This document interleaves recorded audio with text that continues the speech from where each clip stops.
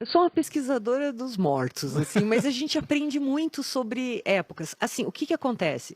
Até a metade do século XIX, as pessoas vão ser sepultadas dentro das igrejas, que é o que a gente chama de sepultamento ad sanctus, que em latim significa junto aos santos. Mas nem todos, né?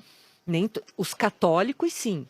A não ser aqueles que moravam muito longe, não tinham condições, enfim. Mas a maioria era enterrada nas verdade. Eu igrejas. fui em São Francisco de Assis, na cidade de Assis, lá, e o São Francisco de Assis está dentro da igreja, agora que eu lembrei isso. Tinha mania, acho que Porque, não é assim, mais agora. Agora não é mais. acreditava-se que, ao ser sepultado em solo sagrado, você seria beneficiado por todas as orações que eram rezadas naquele espaço. E também é uma crença que vem lá do início do cristianismo, que ser sepultado próximo ao corpo de um santo te daria a ressurreição. No dia do juízo final, você seria salvo. Tipo, o cara vai pega no calcanhar do cara. Fala, opa, agora é a hora. E Tá daí, subindo. as irmandades surgem lá pelo século XV, XVI, mais ou menos. Elas surgem assim, são grupos de pessoas que fundam uma igreja na invocação de um santo específico. E daí, como eles administram aquele espaço, ao fazer parte da Irmandade, você teria direito a um túmulo dentro daquela igreja. Então, era um pacote... Porque eu pergunto porque nós fomos lá para Minas Gerais, a gente foi para Ouro Preto, e lá tem muitas igrejas católicas, né? Então eles tentam, e dependendo a situação financeira da família, né, os status, quanto mais alto, mais status era aquela família. Lembra disso? E A gente foi junto, né? a gente foi junto. Então, possivelmente, as igrejas, geralmente, era construída pelas famílias, segundo o guia. Então, você tem as irmandades, são irmandades e ordens terceiras, né? São leigos que fundam aquela igreja, né? As ordens terceiras, geralmente, são as mais endinheiradas, né? Então, por exemplo, aqui em Curitiba, a igreja top era a igreja da Ordem de São Francisco das Chagas, a igreja da Ordem. Ali eram... A igreja da ordem é do Largo ali, aquela azul, né?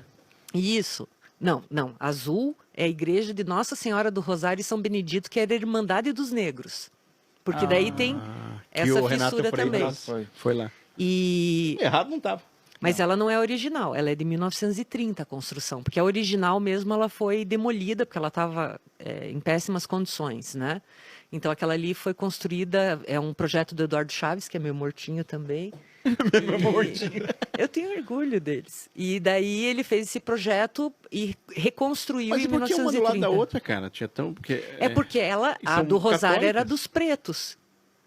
E a Igreja da Ordem Terceira de São Francisco das Chagas era da fina flor. Tá, mas isso dentro da própria igreja católica. É porque essa questão, principalmente Nossa Senhora do Rosário e Santos Negros, como São Benedito, essa invocação surge muito forte para a comunidade negra. Aqui em Curitiba não chegou a ser tão forte. Mas se você vai para Salvador, negros não podiam ser sepultados em igrejas de brancos. Por isso que eu tinha perguntado para você. Tem que não era toda nem uma todos. hierarquia.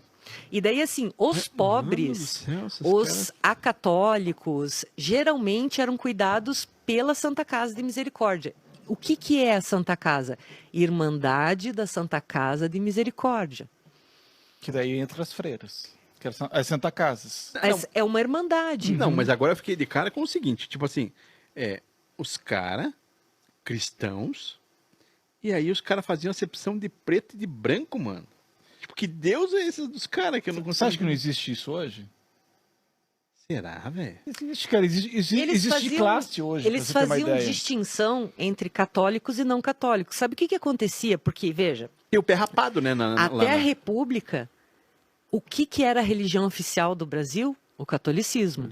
Se você era um acatólico, você não tinha onde ser sepultado. Você era pagão, no cara. Rio de Janeiro, eles chegavam a jogar os corpos na beira da praia, porque tinha os ingleses, que podiam ser protestante, anglicano, entendeu? Aí, o primeiro cemitério, assim, mais oficial, teve Aberto o cemitério pra geral? porque teve vários cemitérios no Rio de Janeiro, principalmente para os pretos novos, né? Que é ali no Cais do Valongo, que eram aqueles negros escravizados, trazidos em navios, e aqueles que faleciam logo depois do desembarque, eles faziam uma vala comum, assim, para eles. Era o cemitério dos Pretos Novos. Existe lá esse cemitério? Existe, esse cemitério foi descoberto quando foram reformar uma casa no Rio de Janeiro e quebrando o piso começou a aparecer ossada. É uma loucura. Aí tinha o Campo da Pólvora. Quanto desvalorizou essa casa? Pois é. Não, ou valorizou, porque daí tem... Não teve toda aquela intervenção no Cais do Valongo? Ali era o desembarque dos escravizados. Daí eles já sepultavam, né, enterravam veja- logo em seguida, logo perto, para não ter muito Não, prejuízo, mas né? assim, eles não tinham preocupação nenhuma. Quando a gente fala flor da terra, é aquele sepultamento que é cova rasa, Gente. entendeu? Quanto de doença onde vai dar disso aí? É super complicado, mas mais complicado ainda quando era feito na igreja. Por Claro quê? que não teria o volume dos escravizados, mas porque você fica com o corpo em decomposição no piso da igreja. Por exemplo, vocês foram para Minas, aquelas igrejas que tem piso de madeira, você notou que elas tinham tipo uns quadrados, assim, áreas demarcadas, assim, por vigas de Então, mas é pedra? que queriam cobrar da gente pra entrar na igreja. Eu falei, cara, esses caras pensam que são os caras da igreja da TV pra querer cobrar da gente pra entrar? A gente não entrou, né? A igreja Você entrou em histórica, alguma? né? Chegou a entrar em alguma? Eu fui, Eu não fui. Mas eu não lembro, eu não prestei atenção nisso. Agora, lógico, a próxima vez eu vou prestar atenção. tinha toda uma hierarquia, né? Mas assim, como que era sepultado dentro da igreja?